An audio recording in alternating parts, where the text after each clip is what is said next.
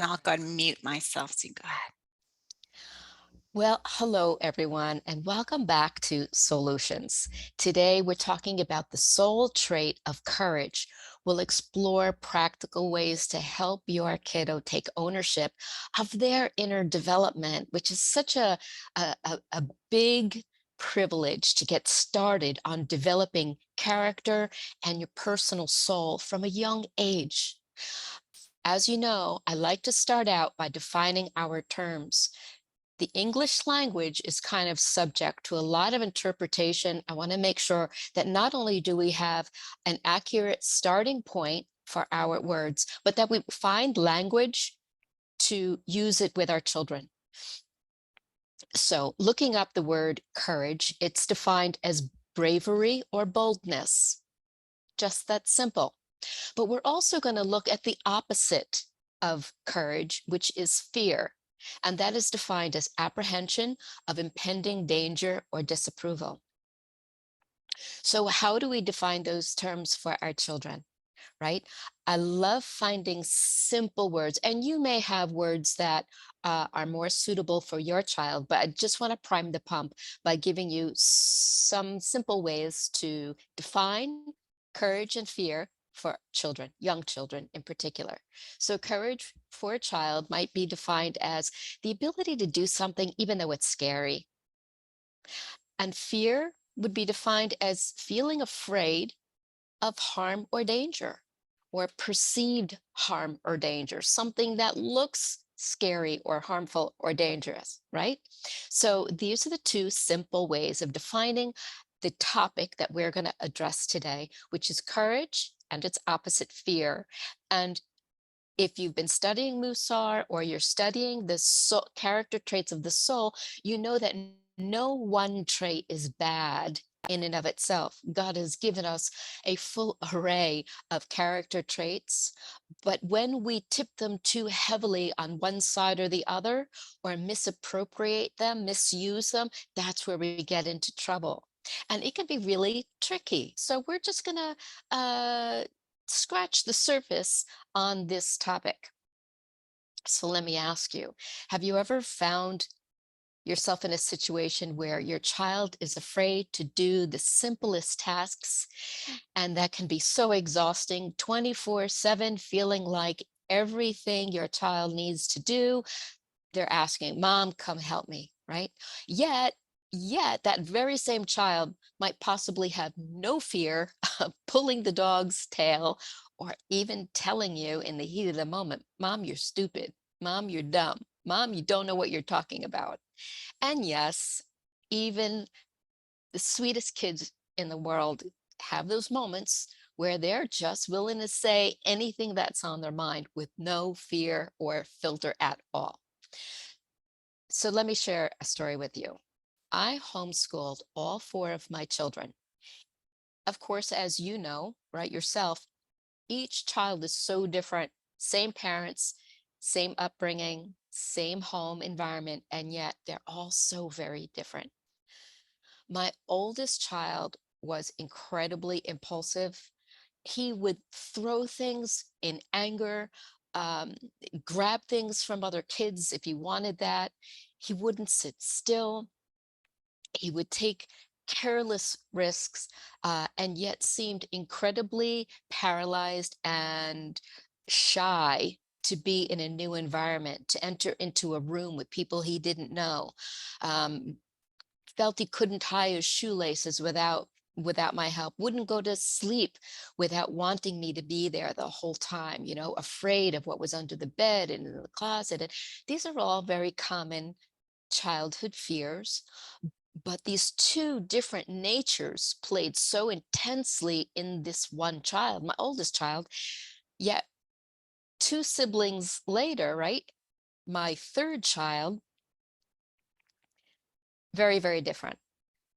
Quiet, cautious, reserved, always analyzing things, but so courageous, would try everything from the age of 3. Mommy, I do it. I do it. Unbelievably courageous, um, cautious, and yet cautious. Interesting variations on these extremes of courage and fear. So the question I want to ask you is, how do you parent in such a way, how can you parent in such a way that you help your child develop the soul trait of courage, the ability to do something, even though it seems scary or hard, and yet sprinkle in a little bit of healthy fear where it serves a rightful good purpose? I found this to be an interesting quote in scripture that expresses this balance perfectly. And it's this: Exodus 20:20 says, Moses said to the people, "Do not be afraid. God has come to test you so that the fear of God will be with you to keep you from sinning." What a beautiful illustration right there of don't be afraid, and yet the fear of the Lord to avoid sinning. Courage and fear can be so misappropriated. And that's what we're going to talk about today, is getting clarity on a system to help you, to help us as adults, as parents, help our children develop a filter that helps us put fear and courage in its rightful place. So, I like to share visuals with you. I think that's the best way to learn. And I also share these visuals because I want you to be able to brainstorm visuals for your children, right?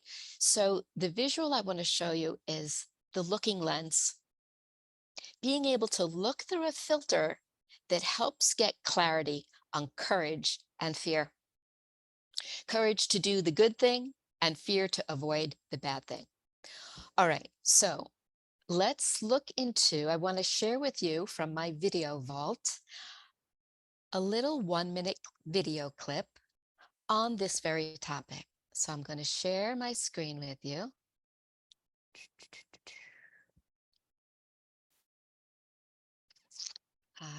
Let's try that again.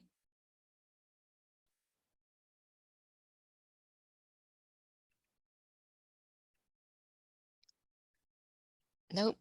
Sorry, guys. Give me 1 minute.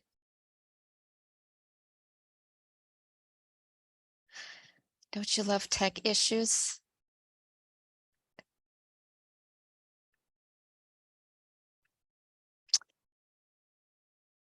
One minute. It's coming. All right. And now I'm going to share. I'm trying to get sound. There we go. Hopefully you can see my screen. Hopefully we have sound.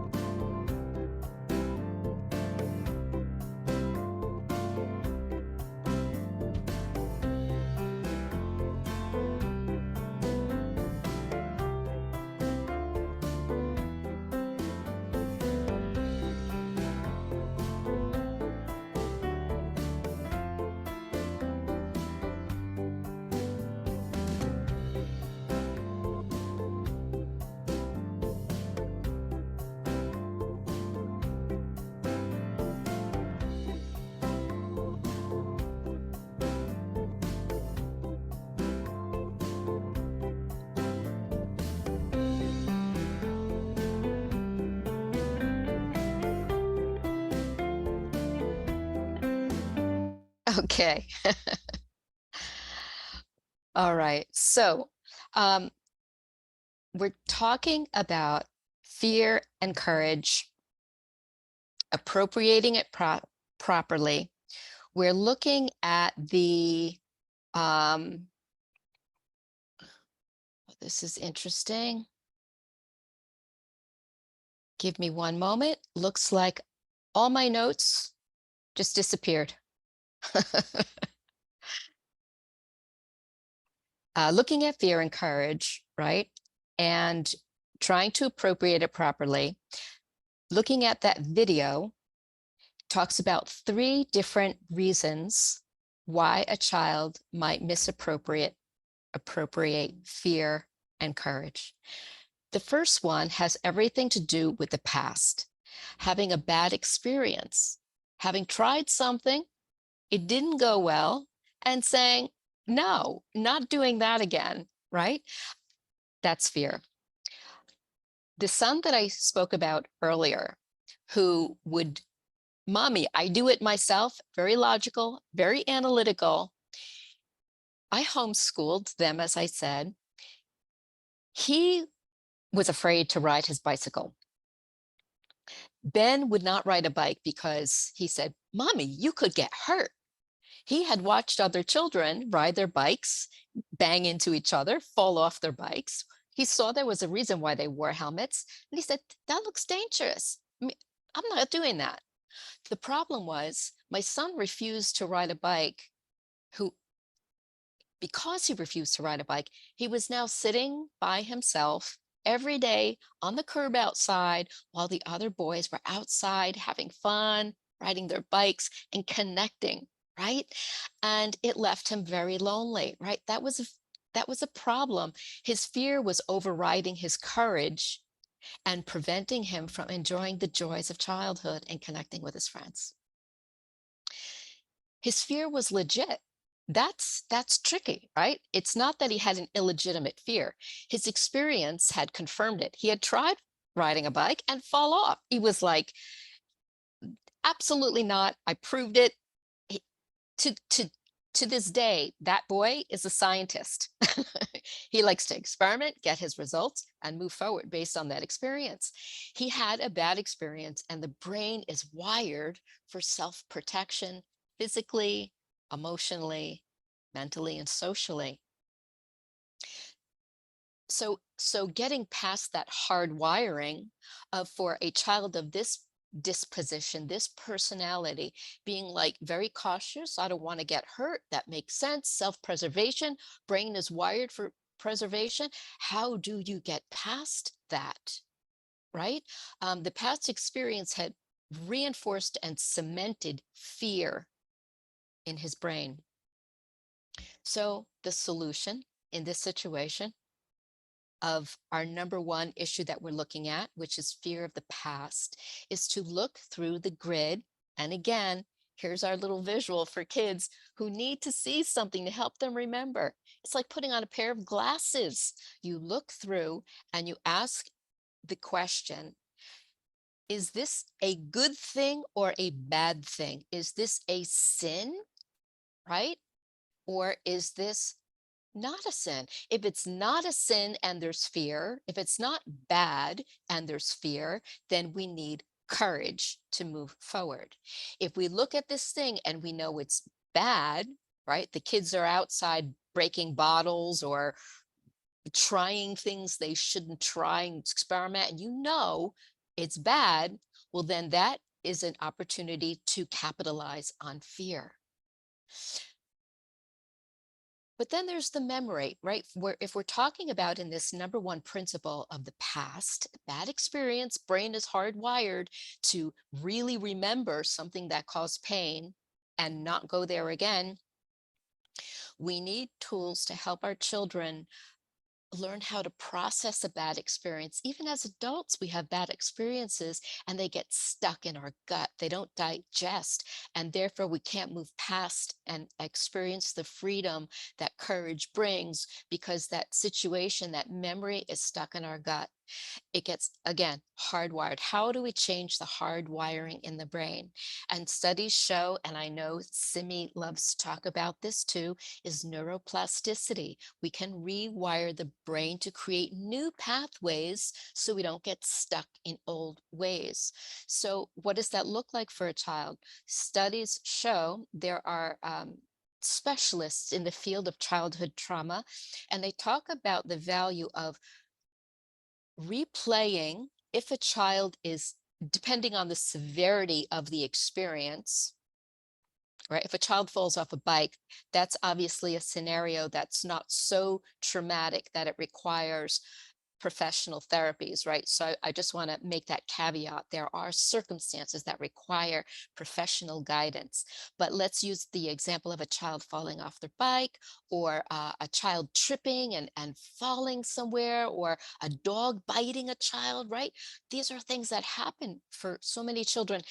So the thing is that, by again, studies show that as you talk about these things, every time you say them out loud, your brain has to go into its memory bank to find the situation that happened.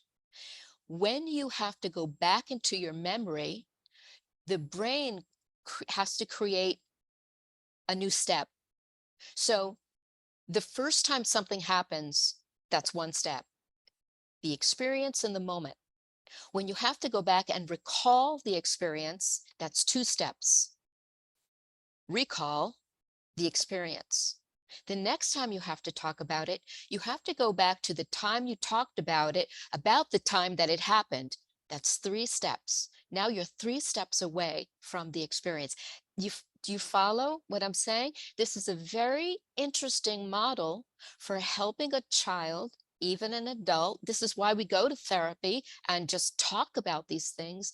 Talking is so therapeutic and so healthy, but not just reliving the experience over and over. That can be a negative process. There's a little tweak here. Each time a child goes back to remember the experience, we add in a new factor by asking the questions, asking a number of questions. One of them being, what do you wish would have happened? Now a child has to go back through all their steps to the actual experience and add in a new element. What do you wish would happen? Now they have to use their imagination, and that leaks into the actual trauma. It creates oxygen, fresh air into the trauma, right? Does that make sense? So now when a child has to go back and talk about it again, there's a little bit of a shift happening in the actual memory of the experience, because we've talked about what I wish happened. If now another question, if I could go back and relive that experience, what would I do differently? Now there's empowerment. Now there's personal involvement. No longer is it a victim sensation. Now there's an element of power and control as I go back in my memory and I say, if I could have gone back and done anything differently, what would I do? So these questions, anything that feels organic and natural and positive and healing, maybe another another thing, that another tool that you could use in having this conversation is, if I were there with you, I would have done XYZ. You could go in and rescue the situation so that that can play into their memory, because maybe they can't think of how they would change the scenario if they could go back and redo something. Right? So this is, think of putty and clay. We're stretching, we're pulling, we're adding new elements to the experience that enable the child to slowly but surely process, digest, get rid of what serves no purpose, and keep the lesson. Because in every hard experience, there's always a nugget of gold to be extracted, a nutrient to be extracted from the experience. Okay, so let's move on to number two, the present. Negative thinking in a hard situation can tend to keep a child stuck between extremes of courage, extreme courage, which comes across as recklessness, or extreme fear, which comes across as paralysis. So I worked with a mom who grew up in a very negative environment, lots of pressure to succeed, negativity. What there was a negative not only self-talk, but negative talk was used to motivate this mom when she was a child to work harder, to get good grades. Fear of loss. Her mom would say things to her like, if you don't study, if you don't do well on the test, you're not going to get into a good school and you won't be able to get a good job, a good career. And then you won't make enough money to live the lifestyle that we've raised you in, right? And so they were piling and piling on this negative motivation to accomplish what this mom thought was a good thing, right? Getting good grades is a good thing. But how we get there, the motivators we use, can create a lot of negative self talk. It was misappropriated fear. Mom was using the element of fear to prompt her child toward a positive behavior, but that is the wrong use of fear, as we see from Exodus 20:20 quoted earlier. So mom was losing the loving relationship she wanted with her daughter because fear and courage had become very entwined and confusing, and no child can have clarity, has the self-awareness to have that sort of clarity to know what was going wrong. So the solution here is to teach a problem solving reframe. Let me explain what I mean by that. We all tend to get a little bit of paralysis, many of us anyway, when we are faced with a problem. And that negative self talk wants to take over. I can't do this. This is overwhelming. I don't know what's the first thing I can. I don't know if I have what it takes to do this. I can't fix this. This is consuming my world, right? Like heavy, negative, constricting. So the problem solving reframe that we can bless our children with. Oh, I still, I know these things now. And even as an adult, reprogramming our own adult minds takes so much effort. Imagine if we could help our children from the get go, from those formative years, to learn problem solving reframe, which goes like this: five steps. Ask a child, what is the problem? Identify the problem, right? I can't, I can't ride my bike. I'm afraid to ride my bike. I'm going to fall down if I ride my bike. I can't do this. Step number two, is it possible to fix the problem? And I'm simplifying the words because the simpler our words are, the more energy can be devoted to problem solving. When we ask questions or when we respond to difficulties with lots of words, too much energy is required to process the words, and not enough energy can go to where we need it to go, right? It's like a flow of water. We have to direct the flow of water, the energy, the focus strategically. So that second step is it possible to fix this problem? If a child says, no, right? You've always got the child who's in drama. No, this is not fixable. They they know it's fixable. They're just stuck in their emotions, right? A simple tweak of the eye. Watch that child, right? Using the child who feels they can't ride their bike. I guess it is. I guess it is fixable because they fixed it. So you may feel you can't fix it, but it would appear evidentially that it is fixable. Okay, that's the second step. The third step, does anything get better if you think negative? Does anything get better? Right? Let's state what we want to do is shine the flashlight on the fact that a negative thought doesn't serve any purpose. It doesn't fix anything. It doesn't move the needle. It, it doesn't make us feel happier. It is useless. Negative thinking is useless.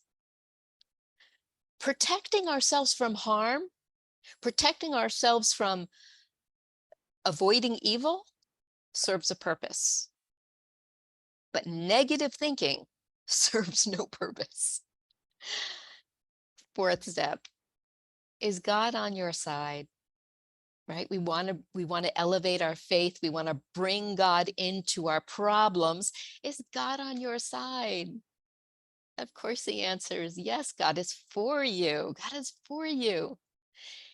Fifth step, let's brainstorm together. I want to camp out on this one thing for a moment. Um, let's brainstorm together. It is important that our children go through the mental exercise of brainstorming. It may be the most simple answer in the world that you could easily fix. That's not the point. A life lesson is in every challenge. And if we step in and solve the problem for our children, we deny them the exercise of, of feeling capable, of feeling like they have solutions, that they can do things, that they're not stuck in their problems. All right, so we have to move on for the sake of time. The third concept we are talking about in terms of courage and fear that gets kids stuck is fear of the unknown, the future. I watched a program recently, a TV show about parenting styles. The experiment required kids to jump off of a very high diving board with parental encouragement. So parents are in the water, they're coaxing their children, come on, you can jump, you can jump. It's a high diving board. The problem was fear of the unknown, that what if, that I've never done this before. What if I drown? What if the water hurts? What if you don't catch me? What if, right? Fear of the unknown is a legitimate concern. That fear serves a purpose, but fear of the future can paralyze and become an extreme that is not properly allocated. The pressure, what was happening with these children is the pressure to do mounted against the pressure of what if. Parent prompting, come on, you can do it, you can do it. The fear of what if was creating this internal pressure that left some of these children literally shaking on the diving board. Making matters worse, the issues were compounding: disapproval, fear, pressure, and more what ifs. The solution is to look through the grid of courage to do good and fear to avoid bad. Courage and fear are real counterparts and can work together when doing good, right? So in the case of the diving board, well, it wasn't bad to dive, but you do need a healthy sense of fear to avoid being careless as you go off that board. If you've ever jumped off of a high diving board, you know that if you hit that water wrong, if you do a belly flop, oh, that hurts so bad, right? So there are times when we need courage because we see it's good, and fear to help us be careful as we navigate that journey. So the diving board is a great example of the fact that we have opportunity to practice little wins. So how did they get these children to overcome their fear? They started off by just, for some children, based on their internal natural inclination, courage. They just went for it, hit their belly, got up, did it again anyway. That's just the way they process their experiences.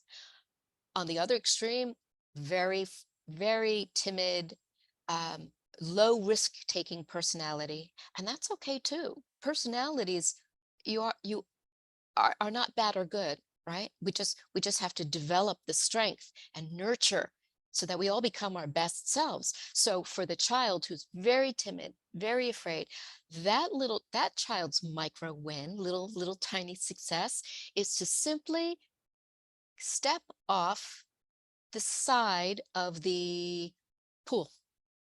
Just just with mom and dad right there, child on the ledge, just jumping off that ledge, just 1 foot. For that child, that is a victory of courage, tempered with healthy fear. But the point is, it's a win. It's a true win, and wins stack on top of each other. It's very common for parents to forget to take into consideration where a child is actually at. And like the mom who is trying to push her child to do good in grades, well, not respect the starting point and work in baby steps from that particular child's starting point. Okay, finally, as I always address, the resistant child not playing this game, maybe too many bad experiences, maybe the relationship is already strained between mom and her child. They're just shut down, walls up. You're not getting by. What do we do? Finding balance comes with maturity. Balance is a lifelong wrestling match. It requires timing. It's their timing, right? You can't force a child to step into courage with a healthy dose of fear, but we teach by example with patience and praying hard. God's help along the way. For the most resistant child, God can break through those walls. So thank you for joining me. I hope you'll come again, join us next time as we study the soul trait of calmness.